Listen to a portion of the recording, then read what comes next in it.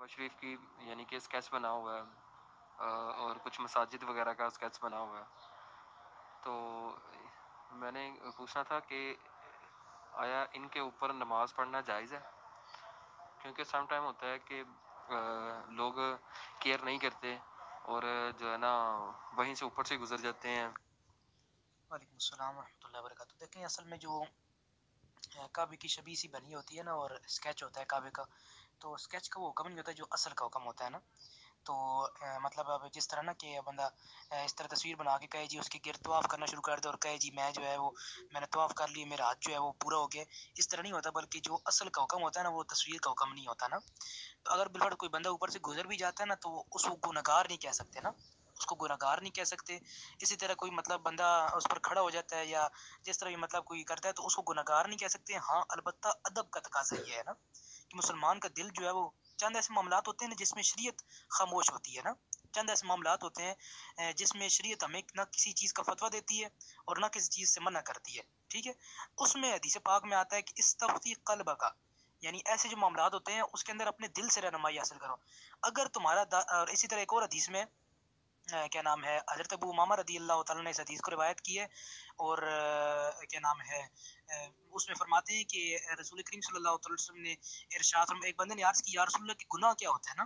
حضور ایک بندے نے عرض کی یا رسول اللہ فمل اسم، گناہ کیا ہوتا ہے؟ تو حضور نبی کریم صلی اللہ علیہ وسلم نے ارشاد فرمایا ما حاک فی نفسک شیء اذا حاک فی نفسک شیء فدعه، کہ جب تمہارے دل میں کوئی چیز کھٹکے نا تو اس کو چھوڑ دو. اب ایک مسلمان کی ظاہری بات ہے، ایک مسلمان ہوگا نا اور عاشق رسول ہوگا، مطلب صحیح سنی صحیح العقیدہ ہوگا نا، تو وہ ظاہری بات ہے جب اس طرح کی کعبے کی جو تشبیہ ہوتی ہے اور مطلب یہ اس کا اسکیچ ہوتا ہے اس پر پاؤں رکھے گا تو اس کے دل میں اس طرح کھٹکا سا اور چبھن سی ہوگی، ایک دل میں اس کا کھٹکا سا اور چبھن سی ہوگی. تو حدیث پاک میں کہ اگر دل میں اس طرح کھٹکا سا ہو جائے نا تو اس چیز کو چھوڑ دو.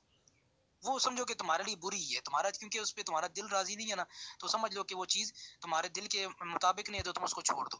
تو اس وجہ سے اگرچہ شریعت ہمیں اس سے منع نہیں کرتی اور نہ شریعت اس میں کسی کو اس بات حکم دیتی ہے کہ وہ گناہگار کہے کسی کو. ٹھیک ہے، اب آپ مطلب کسی کو اس طرح کرتے ہوئے دیکھیں تو اس کو منع ضرور کریں کہ بھائی اس طرح نہ کرو، بے ادبی ہے نا، بے ادبی ہے کہ اس طرح نہ کر رہو، بہتر نہیں ہے نا.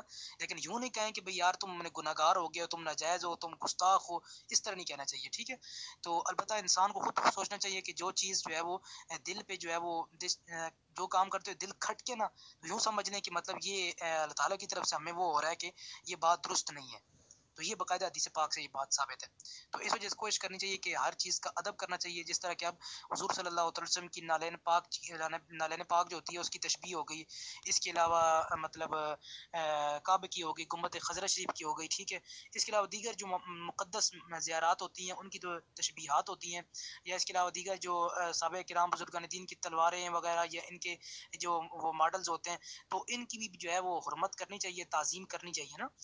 اگرچہ کوئی بندہ اگر ان کی بے ادبی کرتا ہے گناہگار نہیں ہوگا، لیکن ادب دیکھیں نا، ادب والا جو ہوتا ہے وہ بانصیب ہوتا ہے نا. تو ادب جو ہے ہمارے دین کی بنیاد ہے، ادب ہماری دین کی بنیاد ہے. ادب نہیں ہوگا تو پھر وہ دین کی چاشنی محسوس نہیں ہوگی نا. تو اصل چیز ادب ہے. ادب ہی وہ چیز ہے کہ جو بندے کے اندر ادب آ جائے تو بندے کو اسلام کی، ایمان کی اور دین کی، انسان کو جو ہے وہ چاشنی اور مٹھاس نصیب ہوتی ہے. واللہ اعلم بالصواب.